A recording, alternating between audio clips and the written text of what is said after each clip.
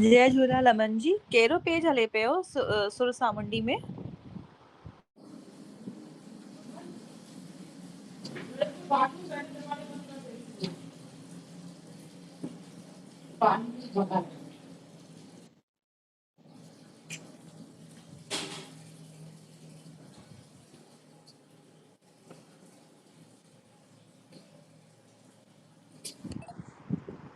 जय झूलेलाल अनीता जी, कहिड़ो पेज हले पियो?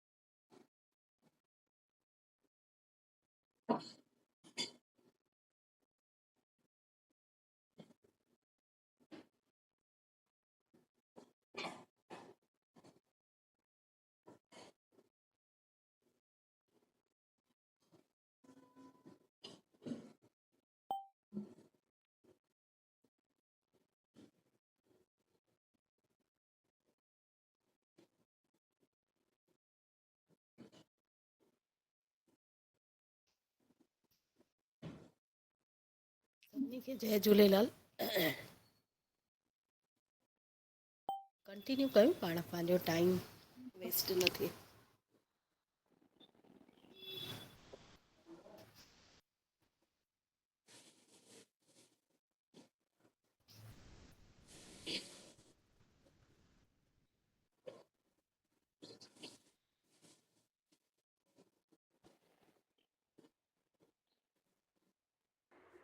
सब कैमरा ऑन करे छॾियो त मां स्क्रीनशॉट वठी सघंदमि।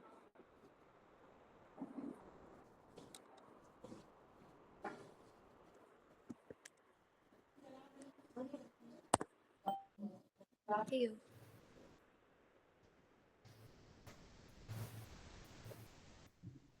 अनीता जी, जी जी।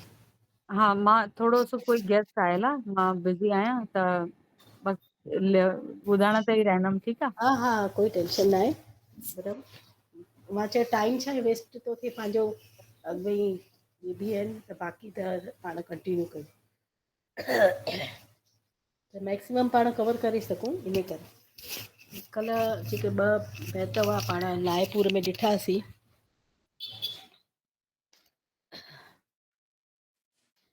लाइपुर में बैत 89, सॉरी अठोपुर, पाण अठोपुर ताईं कल्ह हलायोसीं। उन में 77 ऐं 78 पूर में थोरी सी कंफ्यूजन हुई, उनखे क्लियर करे पोइ अॻिते हलूं। 77 नंबर जो जेको पोइम आहे यानी बैत आहे, कमु करणु सबबाई पोइरत आहे साॼो हथु शरीफ़, मिसल दाए शान शाहूकार ते आयो अताब। हिते ईअं थो चए की जेको पोरियत करण वारो आहे, कमु करण वारो आहे, त उन जो हथु यानी ईमानदार आहे, शरीफ़ आहे, उनखे अॻिते हली का तकलीफ़ न ईंदी।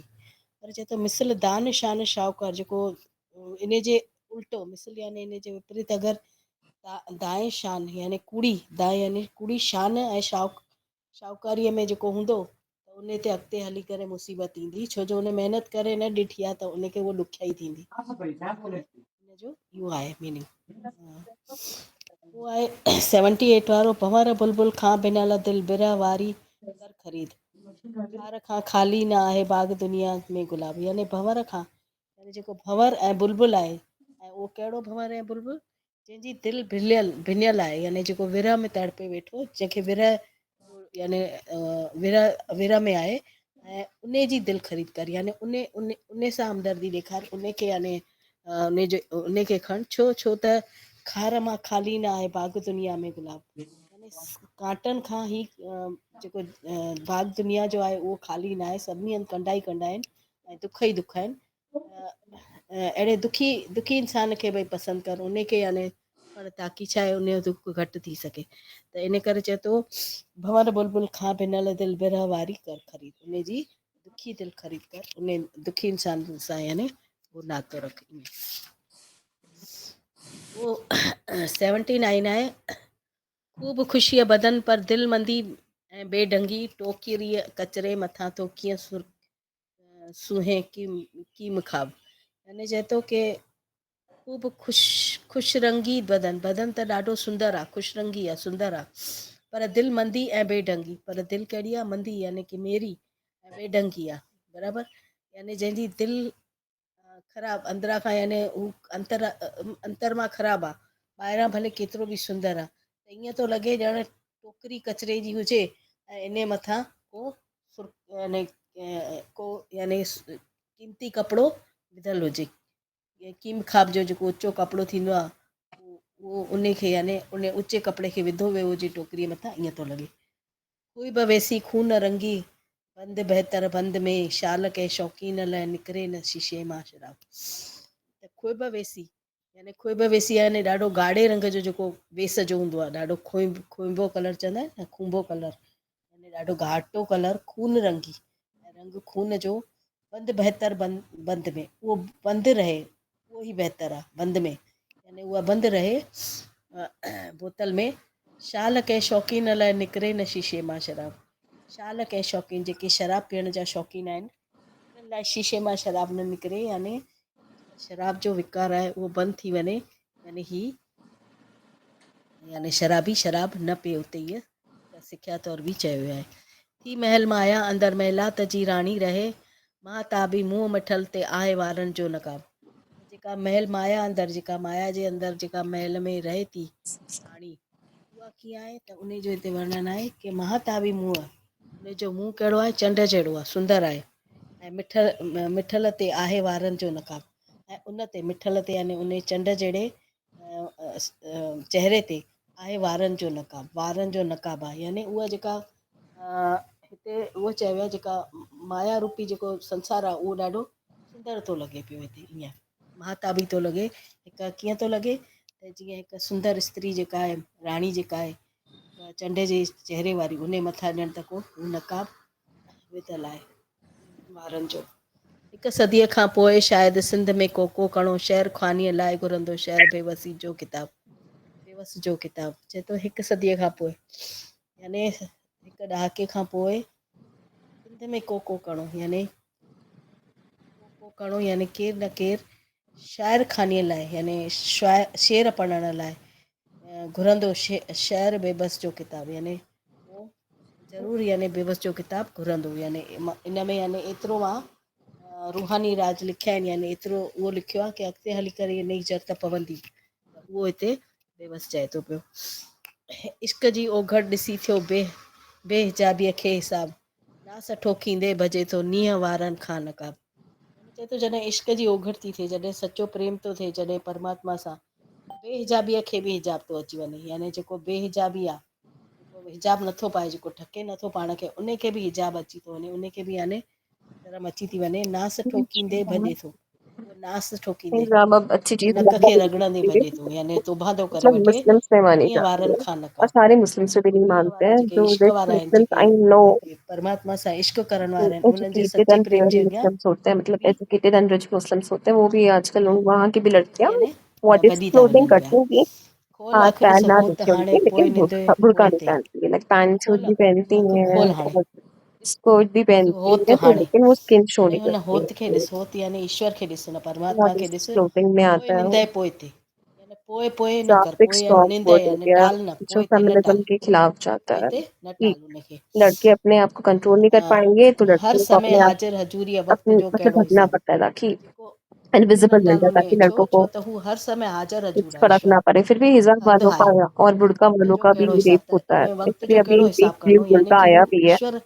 हर समय और हाजिर हजूर पाकिस्तान आहे, त पोइ लेडीज ने उन जा बनाया है बहाना छो थो भई ॻोल्हिनि के गाना भई पोइ कंदमि उन जी भई इसी। पूॼा, यानी जॾहिं मां ॿुढापे में ईंदमि पोइ कंदमि, त इहो यानी इनखे इन नमूने सम्झायो आहे कि खोल अखि ॾिस हाणे हो त हाणे पोइ निंदे पोइ ते, यानी उहो उनखे पोइ ते न करे, यानी उनखे टाल न, भई जॾहिं खां तोखे ईश्वर जी लॉ यानी लॻे जंहिं वक़्तु, उन जे लाइ को उहो न कर।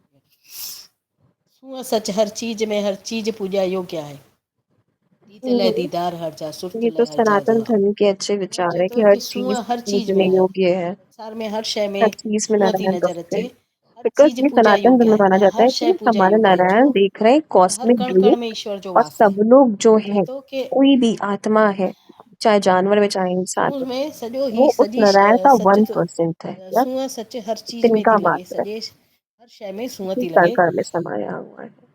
और दीद जो लाइ श्री कृष्ण थे वो दीदार पूर्ण हर जा, अवतार थे, यानी वो कि 100% थे ॾिसण लाइ महाविष्णु दीद, जी यानी थे। ॾिसण लाइ दीदार, नज़ारो ॾिसण लाइ हर जा हर घड़ी, न कंहिंजो नज़ारो त ईश्वर जो, सुरत लाइ हर जा सवाब, ऐं जेका सुरत यानी चेतना, यानी ॾिसणु हुजे अगरि तोखे भई हिन में संसार में, त हर जॻह ते तोखे यानी हर चीज़ में उहो सच नज़र ईंदो, सूंहं नज़र ईंदी, छो त हर शइ में परमात्मा आहे, त दीद लाइ दीदार हर जा, यानी हर जॻह उहो उनजो दीदार आहे, सुरत लाइ हर जा सवाब, ऐं जेको सुरत लाइ यानी कि जेको चेतना वारो आहे, जेको उन लाइ हर जॻह सवाब आहे, उन लाइ हर जॻह पुण्य पुण्य ई पुण्य आहे, यानी उनखे हर जॻह यानी सुठाई थी लॻे पई, जंहिंजी अंतरात्मा चेतना जागृत आहे, उनखे हर जॻह सुठाई नज़र थी अचे।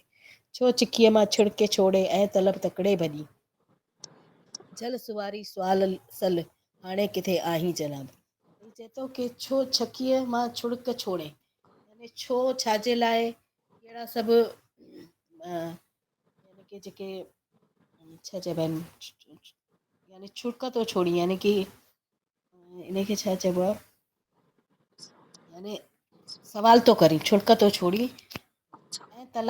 ऐं तलब यानी तोखे तलब आहे, अगरि तोखे इच्छा आहे, अगरि यानी हिकु तलब थींदी आहे ईश्वर के पाइण जी, अगरि तोखे उहा आहे त तकिड़ो भॼ, यानी जल्दी जल्दी भॼ।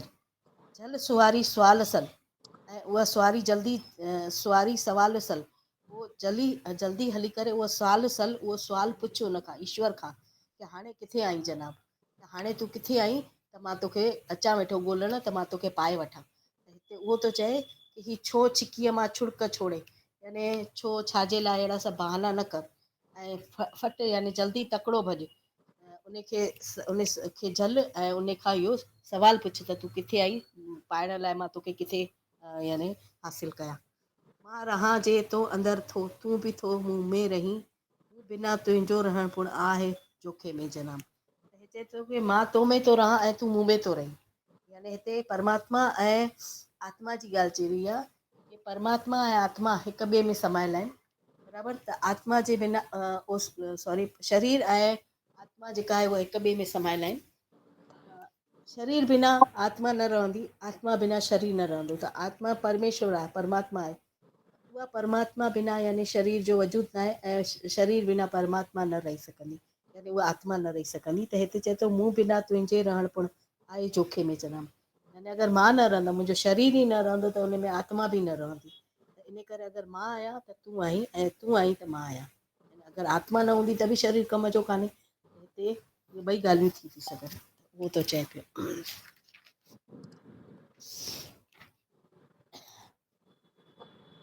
नाम रूपी रूप रूपी खाल चेहरे नूर ते, यानी नाम रूपी रूप रूपी, हिते निराकार ऐं साकार जी ॻाल्हि कई वई आहे।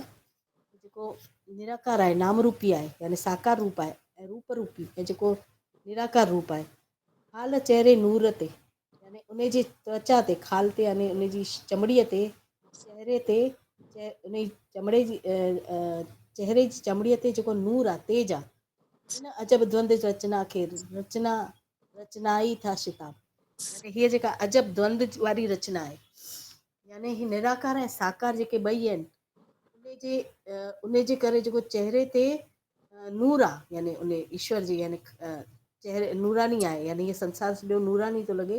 इन अजब द्वंद कहिड़ो, इहो जेको संसार आहे उहो अजब द्वंद आहे, यानी द्वंद यानी जिते राति ॾींहं आहिनि, दुख सुख आहे, द्वंद आहिनि हिते, जिते यानी ॿ शयूं आहिनि, राति ॾींहं, सुख दुख, इहे सभु जिते द्वंद आहिनि, इहे रचना खे रचाइनि था शिताब। तूं उन रचना खे कीअं शिताब यानी जल्दीअ सां कीअं तो इन जी रचना करे वरिती, यानी जिते ही द्वंद आहिनि, सुबुह शाम, राति ॾींहं, यानी संसार सॼो जेको आहे उन जा ही निराकार ऐं साकार रूप जेके ॿई आहिनि, उहे हिन अनोखे नूर सां, उन जो ही नूर हिन में झलके थो पियो। धन खजाने ख़ासि मां चिंतामणी आहे खणी, तो ही जेको धन खजानो ख़ासि जेको आहे, उन मां चिंतामणी आहे खणी। तूं चिंतामणी यानी ही जेको शरीर आहे, पंहिंजो अमूल्य शरीर, चिंतामणी यानी अमूल्य शरीर तूं जेको आहे उहो खणी आयो आहीं किथां, त धन खजाने मां तूं खणी आयो आहीं। शम हिन रोशन अजब हूंदे न कर खानो ख़राब, शमय यानी कि मोमबत्तीअ वांगुरु ही रोशन अजब हूंदे, हिते मोमबत्ती हिन रोशन हूंदे, यानी ही शमय जेका आहे हिन रोशन हूंदे, इहा जेका अंदरि तुंहिंजे शमा ॿरे थी, रोशनी आत्मा जी ॿरे थी, परमात्मा जी जेका तुंहिंजे अंदरि रोशनी आहे, अजब आहे उहा, यानी हूंदे उहा अजब रोशनी हूंदे बि न कर खानो ख़राब, तूं पंहिंजो खानो ख़राब न कर, यानी तुंहिंजे अंदरि परमात्मा जो वास आहे, तुंहिंजी आत्मा एतिरी रोशन आहे कि उन अंदरि ज्ञान आहे, त तूं इन जेको क़ीमती खजानो पंहिंजो शरीर खणी आयो आहीं, त इन जो खानो ख़राब न कर, इनखे यानी सुठे जॻह ते इनखे लॻाए। पाड़ ख़ुदी परमात्मा में दार हिन संसार में, हिन अमर जीवित ते जे जड़ ते काल कीअं थिए कामयाब। चए थो पाड़ ख़ुदि परमात्मा में, हीअ जेका पाड़ आहे, पाड़ यानी कि आत्मा, पाड़ इहा जेका थींदी आहे, उहा जड़ जंहिंखे चवंदा आहिनि जड़, उहा आत्मा आहे, उहा किथे आहे, परमात्मा में वेठल आहे, परमात्मा में वसियल आहे। ऐं दार हिन संसार में, ऐं दार यानी हिते बि चई था सघूं, दार यानी दरवाज़ो जेको उनजो आहे या दार यानी ॾारियूं, जेका ॾारी आहे उहा संसार में आहे, यानी हिकु वण रूपी जेका शरीर आहे उनजी आत्मा जेका आहे उहा परमात्मा में वसियल आहे, ऐं ॾारियूं जेके आहिनि उहे संसार में आहिनि। हिन अमर जीवित जे जड़, यानी ही जेको अमर जीवित जेको जड़ आहे, जड़ केरु आहे त आत्मा, उहा आत्मा ते काल कीअं थिए कामयाबु, उन ते काल कीअं कामयाबु थींदो, उन आत्मा खे कीअं मारे सघंदो, उन आत्मा जड़ जड़ जेका आत्मा आहे उन खे काल बि न मारे सघंदो। दुहिल दिलि धक धक करे ऐं खून नाड़ियुनि में नचे, सांस में सुरंदा वॼनि ऐं रगुनि अंदरि रवाब। हुन चए थो दुहिल, दुहिल यानी की दुहिल वांगुरु, यानी की ढोलक वांगुरु दिलि धक धक करे थी। हिते हीअ जेका श्लोक आहे इहो जॾहिं आत्म ज्ञान प्राप्त थो थी वञे, इन खां पोइ कहिड़ी अनुभूति थी थिए उन ते लिखियलु आहे। जॾहिं ईश्वरीय ज्ञान प्राप्त थो थी वञे, अंतरात्मा में जेका अनुभूति थिए ईश्वर प्राप्ति खां पोइ जी, उन जी हिते ॻाल्हि आहे कि जॾहिं उहो ईश्वर जी प्राप्ति थिए थी त दुहिल वांगुरु छा थो थिए, दिलि धक धक थी करे। यानी जॾहिं तव्हां ध्यान में वेंदव ऐं उन पराकाष्ठा ते पहुचंदव त तव्हांखे तव्हांजे अंदरि जी, जॾहिं तव्हां इनर जर्नी कंदा, हीअ हिकु योगिक प्रक्रिया आहे, त जॾहिं तव्हां इनर जर्नी कंदव, उन में ध्यान में वेंदव त तव्हांखे शरीर जे अंदरि जी जेका प्रक्रिया आहे उहा सॼी ऑब्ज़र्व थींदी, ॿुधण ईंदी, सम्झ ईंदी, छा वेठो किथे हले, शरीर जी हिकु हिकु शइ तव्हांखे ॿुधण ईंदी। त जॾहिं तव्हां इहा अनुभव अगरि करणु था चाहियो, त तव्हां जॾहिं राति जो सुम्हो था त सुम्हंदे वक़्तु सभु कम कार लाहे जॾहिं तव्हां थकी करे सुम्हो था हंध ते, त जॾहिं तव्हां सुम्हंदव तॾहिं तव्हां बिल्कुलु शांति थी करे पंहिंजे शरीर खे ॾिसो, बराबरि। त तव्हांखे तेॾी महिल फील थींदो कि मूंखे हिते सूरु आहे, मूंखे हिते सूरु आहे, मूंखे हिते सूरु आहे, बराबरि। तेॾी महिल तव्हांजी बॉडी तव्हांखे यानी ॿुधाईंदी कि मूंखे हिते हिते सूरु वेठो थिए, मूंखे हिते हिते हीअ तकलीफ़ आहे, बराबरि। हीअ ॿाहिरी बॉडीअ जी ॻाल्हि आहे, इहो अगरि अनुभव करिणो आहे त इहो ॿुधाईंदी। पर उहो कंहिं वक़्तु ॿुधाईंदी जॾहिं तव्हां सभु शांतीअ में हूंदा, हर तरह सां तव्हां बिल्कुलु यानी पंहिंजे मन खे शांति करे करे पोइ तव्हां ऑब्ज़र्व कंदा त तव्हांखे इहा फीलिंग ईंदी, बराबरि। पर हीअ अंदरि जी ॻाल्हि थो चए, जेकॾहिं चेतना में अंदरि माण्हू घुसंदो आहे, जॾहिं अंदरि पहुची वेंदो आहे त पोइ उन में छा उनजे अंदरि कहिड़ी यानी शरीर में प्रवृत्ति थींदी आहे, उन जी हिते ॻाल्हि कई वई आहे। उते चए थो कि झूले वांगुरु उहो जॾहिं ऑब्ज़र्व करे थो, यानी हीअ लॻे थो कि ज़रूरु बेवस इहो ऑब्ज़र्व कयो आहे तॾहिं लिखी सघे थो कि दुहिल दिलि धक धक करे थी, यानी कि हीअ जेको दिलि आहे उहा दुहिल वांगुरु धक धक करे थी ऐं खून नाड़ियुनि में नचे। ऐं नाड़ियुनि में तव्हां ॾिसंदा त खून वहे थो, दर दर दर दर दर दर वहे थो, बराबरि। असांखे नाड़ी परीक्षण जी यानी ख़्यालु आहे, असां नाड़ी परीक्षण करे सघंदा आहियूं। उन त असांखे ख़्यालु ईंदो आहे कि कहिड़ी नाड़ीअ जे करे छा में वात आहे, छा में पित्त आहे, छा में कफ आहे, उहो नाड़ी परीक्षण सां ख़्यालु ईंदो आहे। त उहो नाड़ियुनि में खून थो वहे त उन ताईं यानी उनजो यानी केतिरो यानी उनजो यानी उहो आहे पल्स रेट आहे, उहो सभु ख़बर पए थी। त उहो ई यानी ही बिना उन जे आत्मज्ञान जे ख़बर पए थी त जॾहिं आत्मज्ञान जी स्थिति ते पहुचे थो त अंदरि दिलि धक धक थी करे उहो ॿुधण थो अचे, नाड़ियुनि में खून नची रहियो आहे यानी वही रहियो आहे, उहो थो ॿुधणु अचे। सांस में सुरंदा वॼनि था, सुरंदा यानी कि साज वांगुरु सांस कीअं आवाज़ थी करे, आवाज़ु ईंदो आहे जॾहिं पाण अनुलोम विलोम या प्राणायाम कंदा आहियूं त जेको सांस जी आवाज़ु ईंदी आहे त उहो हिकु सुर वांगुरु उहा ॿुधणु ईंदी आहे। ऐं रगुनि अंदरि रवाब, ऐं रगुनि में बि यानी रवाब ॿुधणु ईंदो आहे, यानी साज यानी हिकु संगीत ॿुधणु ईंदो आहे। त हीअ चए थो कि उहा स्थिति कॾहिं ईंदी आहे जॾहिं तव्हां आत्मज्ञान प्राप्त करे चुका हूंदा आहियो, तॾहिं उहा तव्हांखे स्थिति महसूसु थींदी आहे। त हीअ ध्यानु छा आहे, इहो ई आहे ध्यानु, यानी तव्हां इनर जर्नी कयो त तव्हांखे इहे सभु फीलिंग्स ईंदी, त उहो सभु यानी आहे। पोइ दर्शननि ॿिनि जे विचां दोदिन जिन दर्शन कयो। हिते दीदुन यानी कि अखियुनि, दर्शनियूं ॿिन्ही जे विचां, दर्शनियूं हिते इन द सेंस यानी कि मिरर बि थो थिए, ऐं हिते इन द सेंस ॿ अखियूं बि थो थिए, बराबरि। ॿ अखियूं जे विच मां हिन दीदनि, हिन अखियुनि जीअं दर्शन कयो, जंहिंजो दर्शन कयो, यानी हिते ही बिल्कुलु यानी आध्यात्म ऐं योग जी ॻाल्हि वेठो चए कि ॿिन्ही दर्शननि जे विचां, यानी ॿिन्ही दर्शननि जे विचां यानी कि ॿ बोहन जेके ॿ अखियूं आहिनि उन्हनि जे विचां, त उहो कहिड़ो आहे, आज्ञा चक्र आहे पंहिंजे विच, जिते पाण ध्यानु कंदा आहियूं, जिते मेडिटेशन लाइ आज्ञा चक्र ते ध्यानु लॻाईंदा आहियूं, त उन जी हिते ॻाल्हि आहे कि दर्शननि ॿिन्ही जे विचां दीदुनि जीअं दर्शन कयो, हिन अखियुनि जीअं दर्शन कयो। अखियुनि जी हिननि जो दर्शन याने उन अंतरात्मा जो दर्शन कयो। एक मां ॾिसंदे अनेक थियूं मुंहिं त लाजवाब। उन सां उनखे छा नज़र आयो? नज़ारो इहो आयो कि एक मां अनेक शयूं ठहियल आहिनि, यानी हुन ईश्वर हिकु ई आहे ऐं उन मां ई सॼी यानी सृष्टि जी रचना कई आहे। त उहो जॾहिं उहो कॾहिं थो ॾिसणु अचे, उहो कॾहिं ॻाल्हि थी ख़बर पए, जॾहिं तव्हां ॿई दर्शनूं यानी हिक ॿिए सां मिलायो था, यानी मिरर ॿई हिकु मिलायो था। इन द सेंस हिते मिरर जी ॻाल्हि न आहे, ॿ मिरर हिक ॿिए सां मिलाईंदा त मिरर ई मिरर खे ॾिसंदो, ॿियो केरु न ॾिसंदो। हिते उहा न थी दर्शनीय ॻाल्हि थिए, हिते थिए थी ॿिनि अखियुनि जे विच में जेको आज्ञा चक्र आहे उन खे जॾहिं तव्हां ध्यानु था कयो अखियुनि में, उते अगरि ध्यानु सां ॾिसो था विचां, हिते चए थो न दर्शननि ॿिन्ही जे विचां, ॿिनि दर्शननि जे विचां यानी ॿिनि अखियुनि जे विचां दीदुनि जीअं दर्शन कयो। दीदुनि यानी अखियुनि, जेके अंदरि जी अखियुनि आहिनि, जिन दर्शन कयो, उन्हनि जेको दर्शन कयो त उहो छा ॾिठो?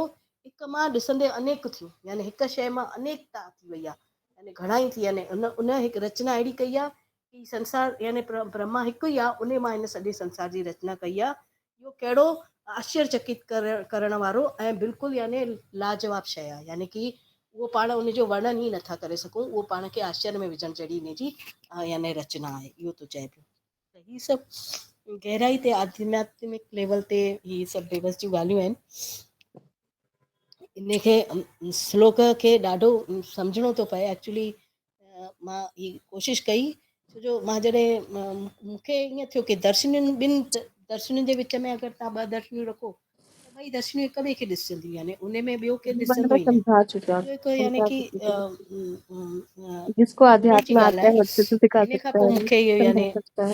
एहसासु थियो, मूंखे ईअं ख़्यालु आयो कि न इहा ॻाल्हि इन ते आहे, इन हिसाब सां मां इहो तव्हांखे इन जो इंटरप्रिटेशन कयो आहे। जाति बाक़ीअ जे अॻियां तस्वीर यथा खाकी थी पिंडी फिरे, तथा ब्रह्मांड, इसका यानी मतलब ये जात भी बाक़ीअ निकलता है जे अॻियां, दार्शनिक के यानी ही जेका दार्शनिक वाला परमात्मा आहे कुछ भी बता रहे उन जे अॻियां तस्वीर खाकी थी फिरे, यानी ही जेको शरीर आहे उहो फिरे वेठो। ही जेका बाक़ी यानी परमात्मा जेको ईश्वर आहे, अंतरात्मा आहे, उन जे अॻियां ही जेको खाको शरीर आहे, जेको नश्वर शरीर आहे, उहो घुमे वेठो। इन द सेंस कि भई उन आत्मा जे अंदरि ई उहो परमात्मा, उन शरीर जे अंदरि ई उहो ईश्वर आहे, बराबरि उहो परमात्मा वेठो आहे। मौत पिरी कमजोरी यानी जौफ़, यानी हिते मौत पिरी यानी बुढ़ापो, मौत ऐं बुढ़ापो ऐं जौफ़ यानी कमजोरी जो पियो खाक खे सहणो किताब, यानी ही शरीर वरितो आहे पाण आत्मा मां ही पाण बाक़ीअ मां असां खाक थी करे आया आहियूं। त उन जे लाइ असांखे मौत पिरी जौफ़ यानी कि मौत, बुढ़ापो ऐं कमजोरी, इहो सभु असांखे खिताब रूपी मिलंदो, असांखे इनाम रूपी मिलंदो, छो जो असां ही शरीर वरितो आहे।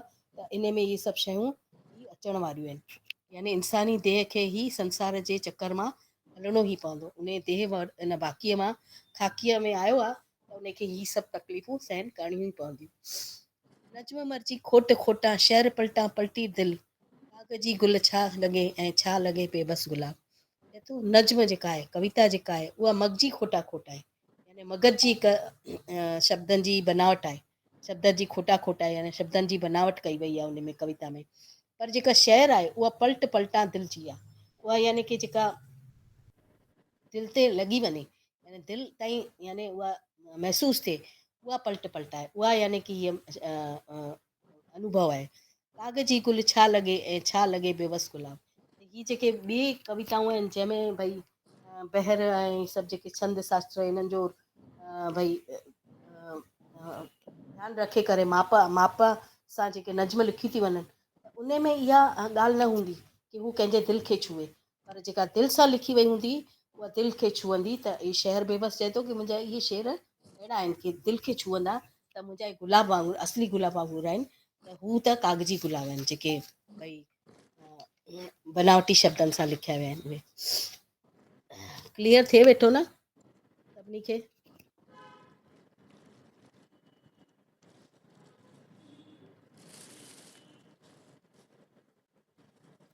अरे अनीता जी कुछ पुछन थियूं, भाभी आयो क्लास में कि मोबाइल चालू करे व्यस्त थी आयो? हिते बस मांखे कोई न भाव ॾींदो त मां छो भाव जी जी ॾियां। समझ में अचे थो। मां लिखां पई इन करे थम्स अप न करे सघिया। जी सर। तुम्हारे तो 1000 खून माफ है वैसे भी, तुझे कौन कुछ कहता है? हाणे आहे ॿियो ॾहों पूर। अॼु सर जिया जो ही जनम ॾींहुं आहे, परशुराम जिया जो, परशुराम जी जेको ॾाढी जी नंढी जी उमिरि में गुज़ारे वियो। जी जी। ऐं घटि समय में उन ॾाढी सिंध जे लाइ ॾाढी सेवा कई। जेको पाण साहित्य जे इतिहास में न पढ़ी आयासीं, पिटे थी पहूं माओ, हा सर उहो मूंखे ख़बर आहे। पिटे थी कंदु पऊअ भॼे। मां हा कांग्रेसियुनि जो हा कयो जी अथनि जी कुन्याओ, कयो अथनि कुन्याओ। जी। ॾे लटा कप ते कुटे वेठी, अॻवाननि खे लोए वेठी, हिन में ॾेई अटे जो पाव। ॾही अटे जो पाव पिटे थी पऊअ मां। इहो जी ॾाढी सुठी जिया जो ई कविता आहे। लिखियल आहे। हा जिया जी लिखियल आहे। जिया जी सर पिक्चरुनि में भी ॾाढा गीत आहिनि। परशुराम ऐं जी बोलो भैया, जेको परशुराम सुखमणी मत साहिबा भूल मत गीता जिया बोलो। माँ बाप ने भगत परशुराम नाम गीताणीअ जा दिया बि था, नाव मैलो, राम काफ़ी नाम कुझु न नहीं है, भई जिया ट्रांसलेट नाम ऐं लेना है, जिया उल हक नंढी जियादा उमिरि में गुज़ारे डिक्टेटर वियो। का 11 नाम में जनम थियो ऐं 58 में गुज़ारे वियो। मोहम्मद मैंने जिया, ॾाढी नंढी उमिरि जिया भी चयो आहे आता सर। है ना, तभी चीटर्स चीटिंग करते हैं यहाँ पे, गंदे शब्द यूज करेंगे तो गाली जैसे। हाणे बस काम ॾहों बोलने में जबान घिस रही है। पुर में थो बखे पर्दे पुठियां कंहिंजी लका समझी चओ। राम नाम तो समझते हैं ही तो ऐसा पर्दे ही पुठियां होता ही है। चीटर्स लोग चीटिंग लका करते हैं जी और उन्हें कुछ कंहिंजो आहे, कहा भी जेको नहीं जाता, अज्ञानता जे पर्दे और पुठियां सीधी खां ही चीज कंहिंजो किस लका काम आहे। में चीटिंग करते सुरत हैं, आॾो थो अचे स्टोरी कंहिंजी और समाज ऊपर से सीना कंहिंजो जोड़ समाज रहे। समझी चओ। हाँ सुरत आॾो यानी कि ही जेको चेतना में आॾो थो अचे, जेका चेतना जागृत करण लाइ आॾो थो अचे, यानी असांखे अड़चन थो करे, उहा अज्ञानता जो पर्दो उहो समझी चओ कंहिंजो आहे। यानी उहा अज्ञानता छाजे करे आहे। पल में 100 महलनि तां आणे नक्श ऐं आवाज़ खे, आहे बिजलीअ में अंदरि कंहिंजी सता समझी चओ। त हिते यानी ईश्वर परमात्मा ऐं इन जे लाइ चयो आहे कि ही ईश्वर परमात्मा जेको आहे, जेको पल में उहो 100 महलनि खां यानी ॾाढो परते खां असांखे ही नक्श ऐं आवाज़ ॿुधण थो अचे। जीअं बिजली चमके थी त केॾो महलनि परते खां असांखे उहो आवाज़ ऐं सभु ॾिसण थो अचे। त आहे बिजलीअ जे अंदरि कंहिंजी सता समझी चओ। उहा अंदरि बिजलीअ जे कंहिंजी सता आहे, उहा कंहिंजे करे चमके थी, उहा प्रकृति, उहो ईश्वर उन जी, यानी उहो चए थो कि उहा समझी चओ। हिते यानी पिरोलियुनि वांगुरु पुछियो आहे हिन बैतनि खे, त उन सां पाण खे तुरंत ख़्याल थो अची वञे त ही कंहिंजी सता आहे, त उन ईश्वर जी सता आहे। कीअं जुजा पूरे वजन में था मिली मुरकब थियनि। त हिते बि ॾिसो हिकु यानी कि ईश्वर जी जेका रचना आहे संसार लाइ, उन जो ई हिते आहे कि कीअं जुजा आकाश ऐं वायु अग्नि जल पृथ्वी जेके 5 तत्व आहिनि, उहे चवनि था पूरे वजन में मिली, यानी उन्हनि जो माप जेको आहे पूरो प्रमाणसर आहे। यानी कि मापे मापे उहे विधल आहिनि, मुर्कब थिया यानी हिक ॿिए सां मिली विया, तॾहिं ही संसार जी रचना थी। जॾहिं ही 5 तत्व मिलिया तॾहिं ही संसार रचियो वियो। त ही जड़ अंदरि ही आहे कंहिंजी जागता समझी चओ। ही जेका जड़ वस्तु हुई, उन जे अंदरि चेतना कंहिं विधी, यानी चेतना उन विझण वारो केरु आहे। जागता यानी चेतना, यानी कि फिज़िकल एंड मेटाफिज़िकल जेको आहे ब्रह्मांड में। त उन में जीअं अग्नि आहे त अग्नि में उन में रूप आहे, बराबरि। जीअं जल आहे त जल में रस आहे। त इहा मेटाफिज़िकल शइ कहिड़ी आहे, उहा मेटाफिज़िकल यानी उहा चेतना आहे, रस उहो या रूप। उहे सभु कंहिं विधा आहिनि, उहे अंदरि हिन में कंहिं विधा आहिनि, त उहो चए थो कि सम्झी करे ॿुधायो उहे सभु कंहिं कया आहिनि। त हिते इन जो पाण ई पिरोली जो जवाबु छा ईंदो, ईश्वर। त हिन सॼे में यानी हिन ईश्वर खे हिकु भई सम्झण जी कोशिशि कई आहे कि कंहिं शइ में ईश्वर न आहे, हर शइ में ईश्वर जो ऐं हुन परमात्मा जो जंहिं हिन रचना कई आहे उन जो वास आहे। कंहिं धरिया लाल जवाहर पेट पथर खाण में, हीअं फुड़मा कंहिं कयो मोती सफ़ा समझी चओ। ऐं चए थो कि कंहिं धरिया, कंहिं विधा रखिया आहिनि लाल जवाहर हीरा मोती पेट पथर खाण में, जेका पथरनि जी खाण हूंदी आहे उन मां ई हीरा जवाहर मिलंदा आहिनि। त चए थो मींहुं फुड़ मां कंहिं कयो मोती सफ़ा समझी चओ। ऐं जेको मींहं जो फुड़ो जेको जॾहिं सीप में किरे थो त उहो मोती थो ठहे, त उन में बि यानी उहो बि यानी कीमती आहे। त ही सभु केरु थो करे पियो, ही कंहिंजी हीअ रचना आहे, केरु ही यानी ही सभु रचे वेठो, सम्झी करे तव्हां ॿुधायो उहो केरु आहे। ईअं हाण धरतीअ वाव पाणी रोशनी साॻी मगर छो छिकन गुल धार रंग बबू जुदा समझी चओ। चए थो भाण यानी कि खाधो भाणे यानी का खाद विझबी आहे उहा, धरती यानी कि ज़मीन, वाव यानी हवा, ऐं पाणी ऐं रोशनी, इहा साॻी मगर इहा सभिनी ते साॻी थी पए, मगर छो छिकनि गुल धार रंग बू जुदा सम्झी चओ। पर ही गुल जेके आहिनि छो धार धार था ठहनि, यानी उन्हनि जा रंग छो था धार थियनि, उन्हनि जी ख़ुशबू छो थी धार थिए, जबकि उन्हनि सभिनी खे सभु शयूं बराबरि थियूं मिलनि, यानी उन्हनि खे खाधो बि बराबरि थो मिले, हवा बि पाणी रोशनी सभु बराबरि थो मिले, पर कोई बि उन्हनि जो अलॻि अलॻि रूप रंग ऐं ख़ुशबू थी थिए, त इहो छो थो थिए इहो सम्झी करे ॿुधायो। वण वधी ॿिज मां थियो ऐं संग दाणे मां वणियो, था कणे मां कैच थियनि कंहिंजी कला सम्झी चओ। त हिते चए थो वण वधी ॿिज मां थियो, जेको वण आहे उहो वधी करे, हीउ जेको वण आहे उहो छा मां वधियो, ॿिज मां, हिकु ॿिज विधोसीं उन मां वण थियो, ऐं संग दाणनि मां बणियो, ऐं जेको संग ठाहियो त उहे ॾाढा सारा दाणा इकठा उन में थिया, तॾहिं हू संग ठाहियो, बराबरि।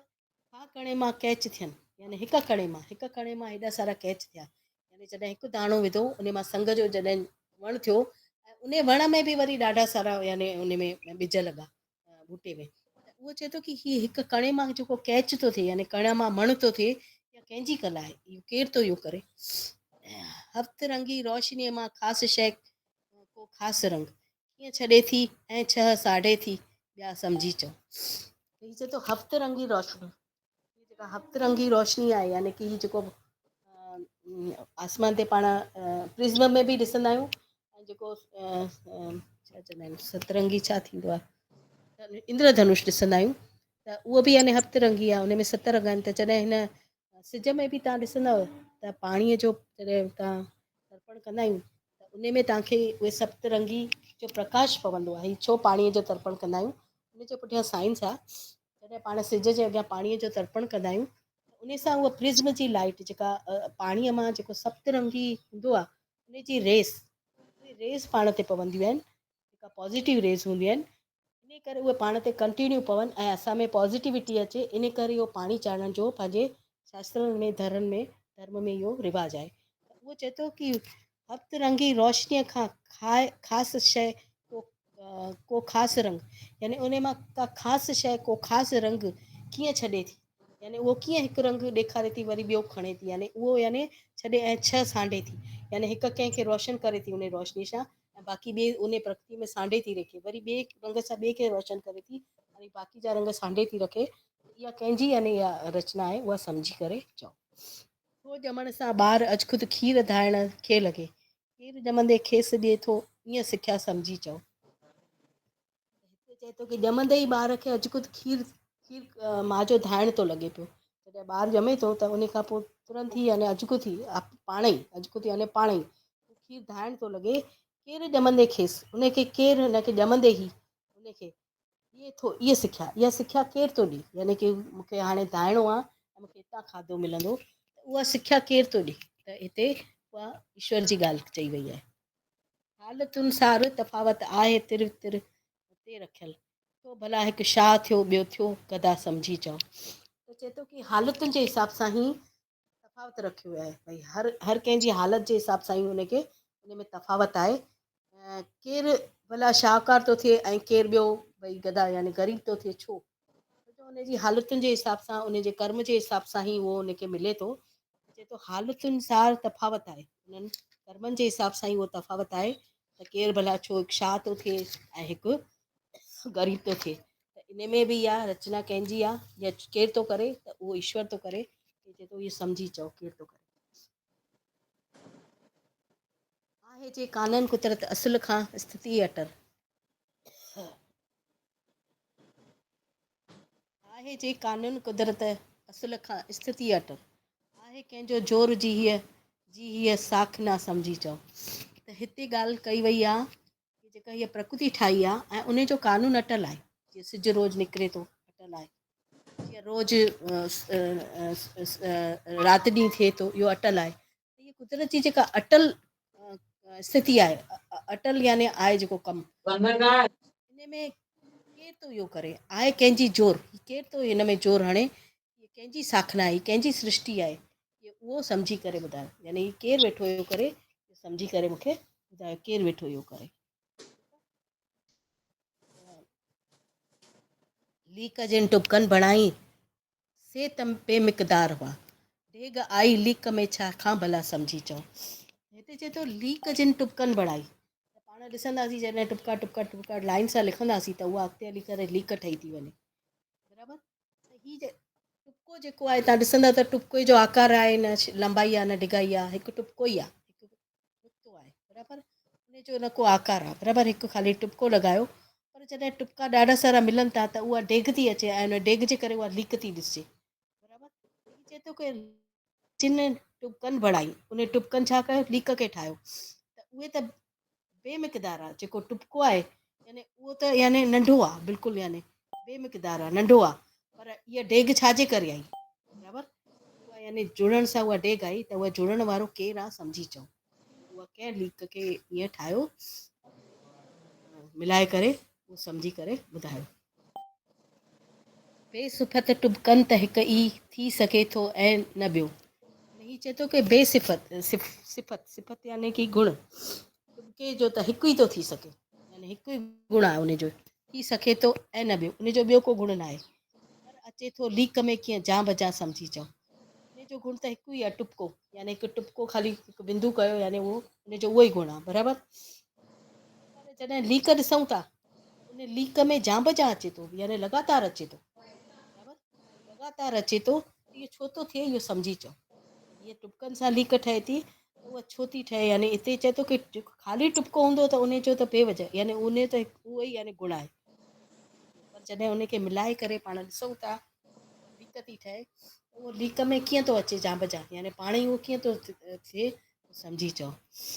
दर्शनीअ खे दर्शनीअ जे साम्हूं रख ऐं निहार, हिक मां कीअं थो थिए बे इंतिहा सम्झी चओ। दर्शनीअ खे दर्शनीअ साम्हूं रख ऐं निहार,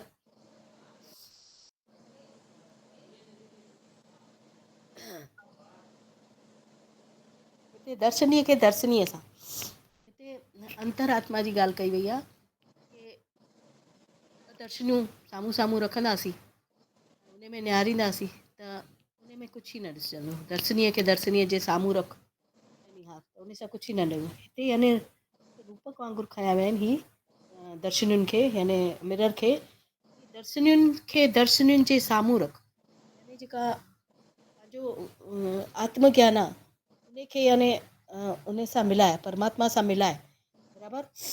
ऐं निहार त एक मां कीअं अनेक थो थिए, उहो बेइंतिहा कीअं थो थिए, उहो कीअं एॾो सारो फैले थो पियो, उहो तोखे उन ज्ञान सां सम्झाईंदो। उन ज्ञान खे जॾहिं तूं ॾिसंदे, ज्ञान खे जॾहिं पाईंदे उन अंतरात्मा सां मिली करे, तॾहिं तोखे उहो मिलंदो, तॾहिं तूं उहो सम्झी सघंदे कि छो आहे ईअं। बंस पोरीअ ऐं सईअ में फूक फूके पाण थो, न बेबस जे सुखनि में आहे छा सम्झी चओ। बंस पोरी, बंस यानी बंसरीअ में, पोरी जेका पोरी आहे, जेका खोखली आहे, ऐं सईअ में फूक फूके पाण थो, इन सॼीअ में केरु थो फूके, फूक ईश्वर थो फूके, बराबरि। त वरना यानी उहो फूके थो तॾहिं वॾे थी, यानी उहो ईश्वर केरु, यानी अंतरात्मा, पाण जीवित आहियूं, जीव आहे, तंहिंजे करे उहा फूक हणी था सघूं, बराबरि। उहो चए थो की उहा जॾहिं फूक उहो केरु थो फूके, उहो बंसरीअ में उहो ईश्वर, यानी हिते उहा हवा, उहा जेका पाण फूक विझूं था, अगरि पाण मृत हूंदासीं त पोइ फूक निकिरंदी न, आत्मा अंदरि आहे तॾहिं पाण जीवित आहियूं। चए थो उहो केरु थो फूके, उहो फूक फूके पाण थो, ऐं बंसी वॼे थी उनजे करे, बराबरि। वरना बेबस जे सुखनि में, हिते पंहिंजे शहरनि जे बारे में ई चए थो कि मुंहिंजे शहर जेके आहिनि, मुंहिंजा शहर आहिनि, उन्हनि में यानी एतिरी गहराई आहे कि मुंहिंजे सुखनि में यानी शहरनि में, मुंहिंजे जेके इहे कविताऊं आहिनि उन में आहे छा सम्झी चओ। मुंहिंजी कविता में एॾो आनंद छो आहे, इहो सम्झी करे ॿुधायो। छो भई मां हीअ लिखां वेठो त हिन में पढ़ण में मूंखे तव्हांखे आनंद थो अचे, इहो सम्झी चओ, छो जो हिन में गहराई जी ॻाल्हि आहे, भई ज्ञान जी ॻाल्हि आहे। इन करे त हीअ चए थो कि मुंहिंजा हीअ जेके कविताऊं आहिनि आनंद था ॾियनि, इन्हनि सुखनि में आहे छा सम्झी चओ। इन्हनि सुखनि में जेका मां तव्हांखे ॿुधायां थो, इन्हनि में छा आहे, शहरनि में छा आहे, बेबस जे इहो पढ़ण जी दिलि थी थिए त इहा सम्झी चओ। हाणे 11 पूरा आहे। विरह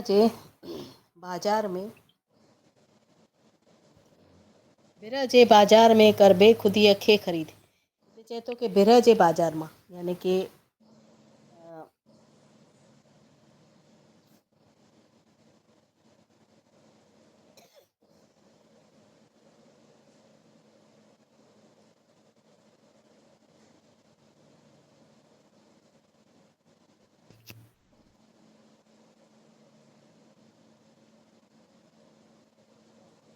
बिरह जे बाज़ार में कर बेख़ुदीअ खे ख़रीद, यानी चए थो की बिरह जे बाज़ार मां बेख़रीदीअ खे ख़रीद, यानी जेको अमूल्य आहे उन खे ख़रीद, जेको विकामण लाइक़ु न आहे उन खे ख़रीद बिरह जे बाज़ार मां।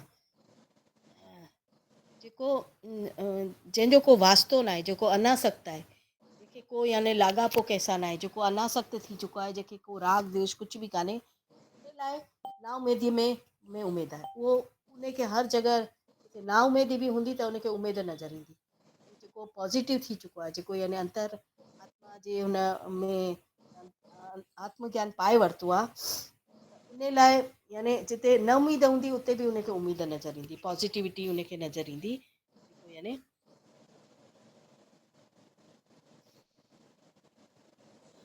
जेको अनासक्त थी चुको आहे, जेको बेतलकदार थी चुको आहे, उन लाइ जिन ॾिठा चित में चिटा 14 तबक रोशनियूं सदा।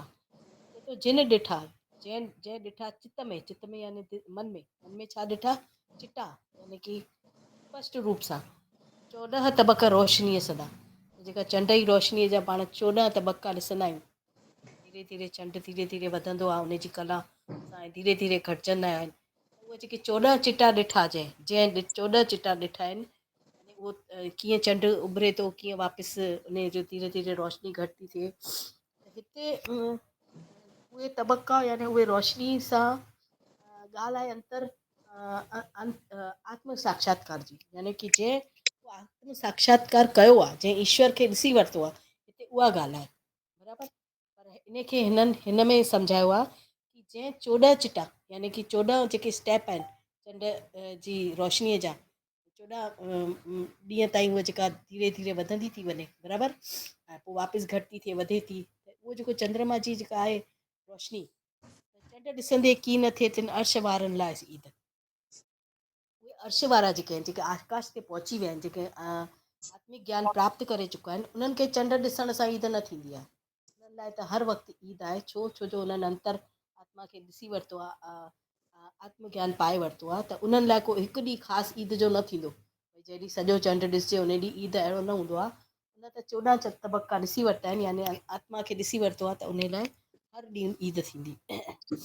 गंज खाना गुप्त गैबी ख़ासि खोलण वास्ते आहे, कुदरत खां मिलियल कामिल कविसर खे कबी। त हीअ चए थो कि गंज खाना गुप्त गैबी, हीअ जेके कुदरत में जेके गैबी राज आहिनि, जेके गूढ़ राज आहिनि, उनखे खोलण वास्ते, उहे यानी उजागर करण लाइ आहे कुदरत खां, जेका कुदरत आहे उन खां कुदरत ॾिनी आहे कंहिंखे, मिलियल कामिल कविसर खे कली। त जेको कामिल कविसर आहे, जेको यानी कि गहराई वारो कवि आहे, जंहिंमें यानी हिकु अलॻि ई दृष्टि आहे, कविअ जी तरह जी हिकु दृष्टि आहे, जो हर शइ में का न का यानी ईश्वर जी उहा ॾिसे थो। उन कविअ खे इहा कविसर खे कलीद इहा चाबी मिलियल आहे कि हू कुदरत जा उहे राज खोले सघे, बराबरि। हाणे पाण बि ॾिसूं था कुदरत में, पर पाण खे त हर को शइ ॾिसी करे पाण उन तां नज़र हटाए था सघूं, उन जी गहराई में नथा वञूं। पर जेको कामिल कवि आहे, उनखे उहे उन शइ में ईश्वर जी उहा सूंहं नज़र अचे थी,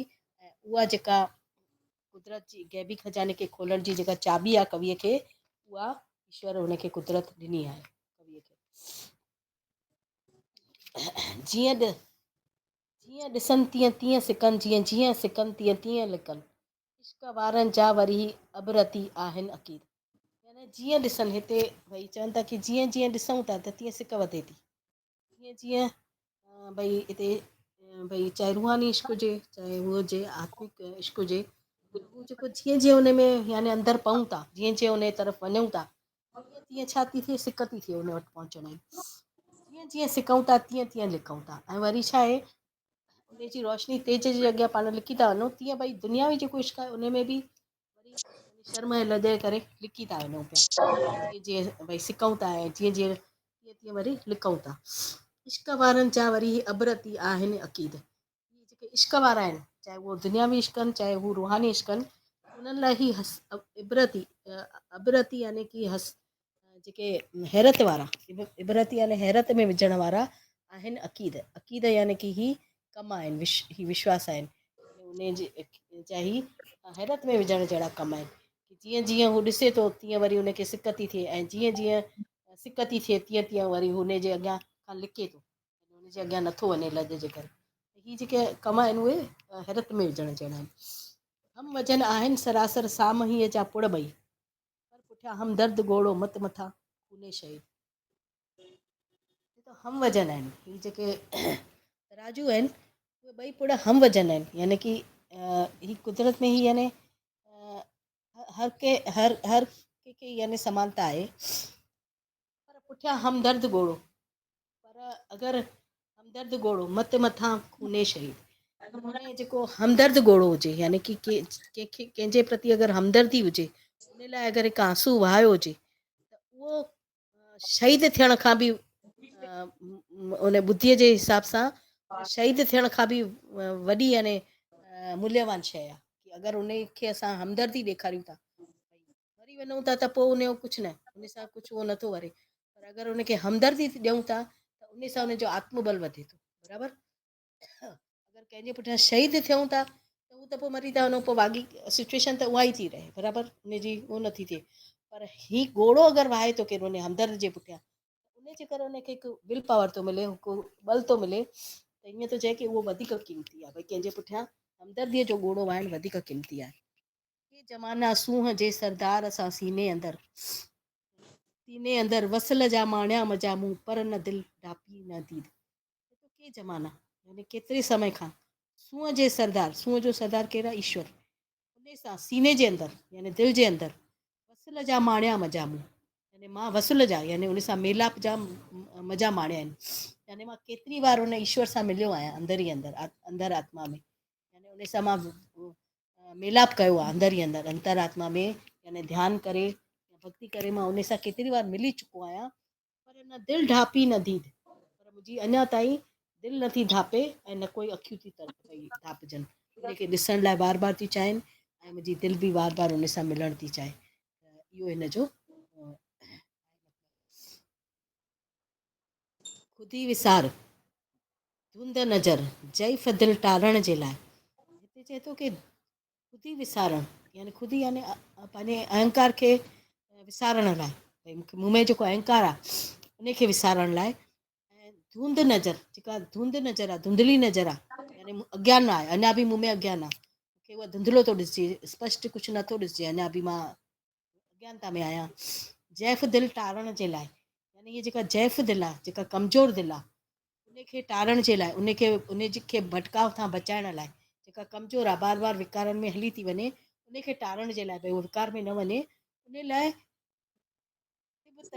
तीव्र तलब, जेका तीव्र तलब आहे, यानी मूंखे छाजी तलब आहे?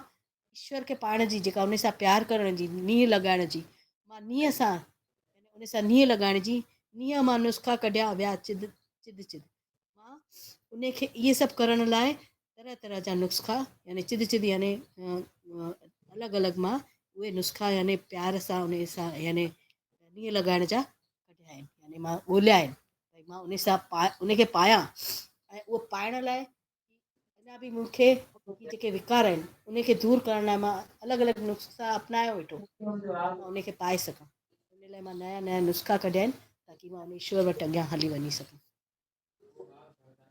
शोर हल बुलबुल न कर, बिल्कुलु न गुल गुल ते रसे, यादि रख फरियाद वारनि लाइ अञा पुस्तान पए थो।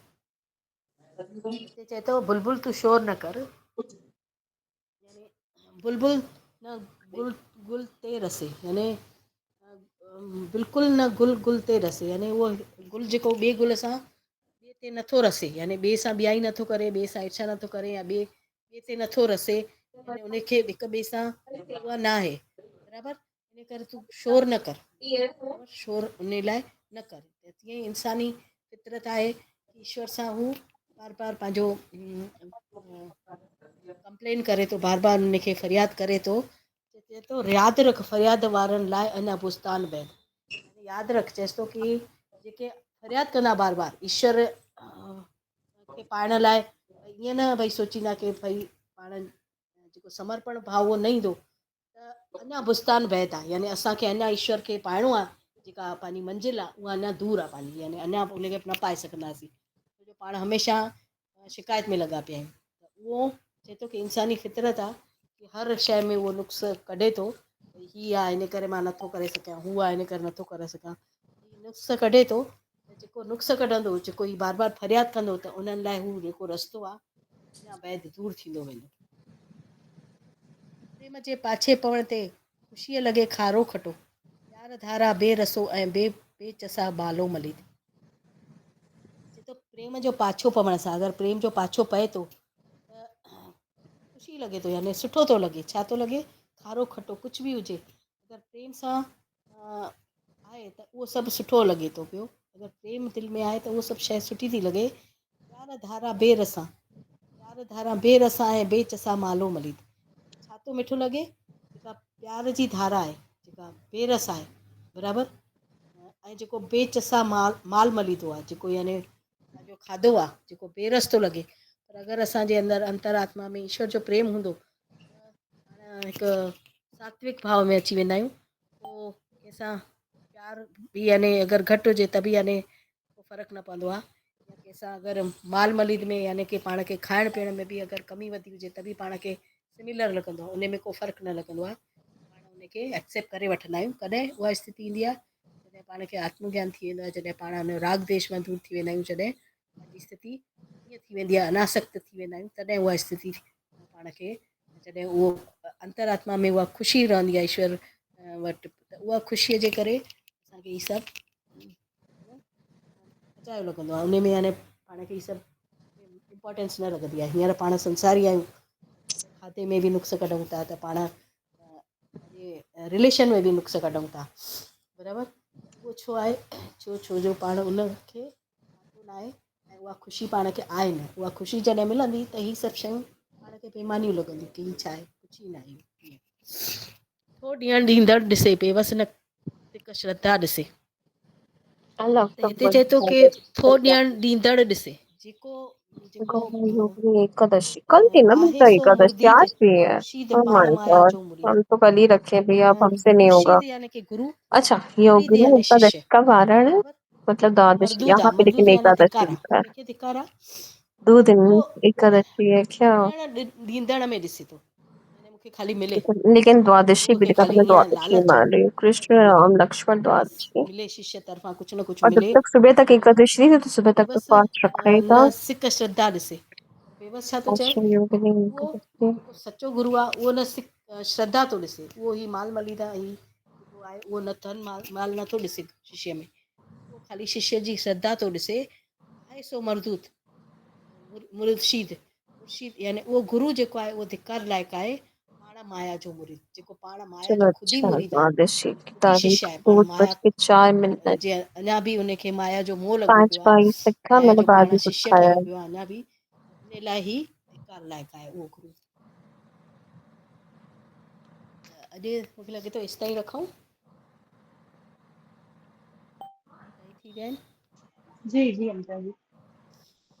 अनिता जी बि शायदि क्लास आहे अॼु, परशुराम जिया जो जनम ॾींहुं आहे, बराबरि। अॼु हुनखे भई यादि करे भई तव्हांजे हिन में इतिहास में अथव इहो कोर्स में, पोइ 47 खां पोइ जो इतिहास आहे, उन में इन जे बारे में पाण खे पढ़िणो आहे, इन करे मां ई विधो आहे, ताकी तव्हां इहो पढ़ो त बि तव्हांखे परशुराम जिया जे बारे में थोरो यादि रहंदो। परशुराम जिया जी कहिड़ी रचनाऊं आहिनि ऐं हिन छा कयो आहे, थोरी घणी इंफॉर्मेशन तव्हांखे एग्ज़ाम में भई उपयोगी थिए। कंहिं वक़्तु छा थींदो आहे की अहिड़ी शयूं हूंदियूं आहिनि न जेके पाण ईअं ई ॾिसंदा आहियूं त उहे यादि रहंदियूं आहिनि, किताब में पढ़ण लाइ वेहंदा आहियूं त यादि न रहंदो आहे, छा आहे शयूं यादि थी रहनि। अहिड़ा सभिनी ऑथर जे बारे में मूं वटि चङा ई ईंदा रहंदा आहिनि, जे करे मां न विझी पाईंदी आहियां। याने उन जी याने रचनाऊं कहिड़ियूं कहिड़ियूं आहिनि उन जे बारे में सभु कुझु ॾिनल आहे, पढ़िजो सभु, त तव्हांखे परशुराम जिया जो जेको 47 खां पोइ जेको काव्य पाण पढ़ंदासीं, आहे कि अदब जी ओसर कीअं थी 47 खां पोइ, उहा आहे अदब जंहिंमें नसुर ऐं नज़्म ॿई ईंदा, ऐं पोइ ख़ाली नसुर जी ऐं नज़्म जी, जॾहिं नज़्म जी ओसर थी इन खां 47 खां पोइ, त 47 खां पहिरियों त बेवस हो, बेवस खां जा जेके पोइंगल हुआ यानी जेके शिष्य हुआ उन्हनि खां स्टार्ट थो थिए 47 खां पोइ जो दौरु। उन में हिकु परसुराम जी आहे ऐं नारायण श्याम, सुगन आहूजा, इहे सभु नाला अचनि था जंहिं कविताऊं ॾाढियूं चङियूं लिखियूं आहिनि, हिननि जी रचनाऊं आहिनि। परसुराम जी बि उन में थो अचे, परसुराम जी 58 में जेके इन जेके रचनाऊं लिखियूं आहिनि त युद्ध में बि हिनखे मिलियो आहे, यानी 43 में हिनखे सम्मान मिलियो आहे। उन जी रचनाऊं हिन खां पोइ बि हिन जेको लिखियो आहे, पिक्चरुनि में बि हिन केतिरा गीत ॾिना आहिनि, अबाणो ऐं इहे जेके पिक्चर हुयूं लाल छोला डबल वग़ैरह तव्हां ॿुधो हूंदो, इहे सभु गीत हिन जा लिखियल आहिनि। इहे चवनि था कि परसुराम ॾाढी यानी ज़िंदगी दुख में व्यतीत कई हुई, त उन जे बारे में पढ़ंदा त तव्हांखे पूरो था कयूं। पोइ शॉर्ट में पोइ ही सॼो जेको 47 खां पोइ जो इतिहास आहे, मां उन में खणंदमि त तव्हांखे शॉर्ट में सॼो ॿुधाईंदमि, छा छा ऑब्जेक्टिव टाइप सां यादि रखिणो आहे त तव्हांखे ईज़ी रहंदो, सॼो एॾो लंबो न पढ़णो पवंदो।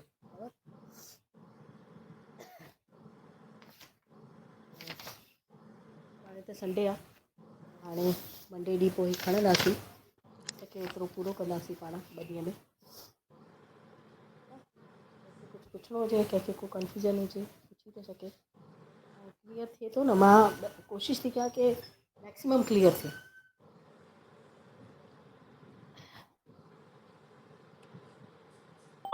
उनखे जय झूलेलाल। स्क्रीन शॉट केरु वठी छॾे, छो जो प्रियंका जी शायदि लेफ्ट थी विया आहिनि।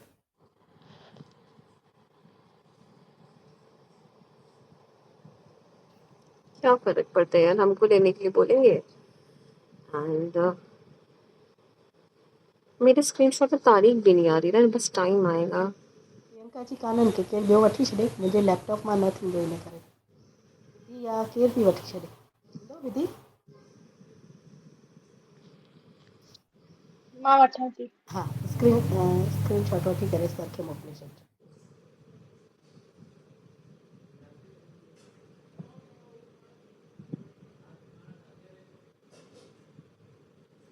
थी वियो।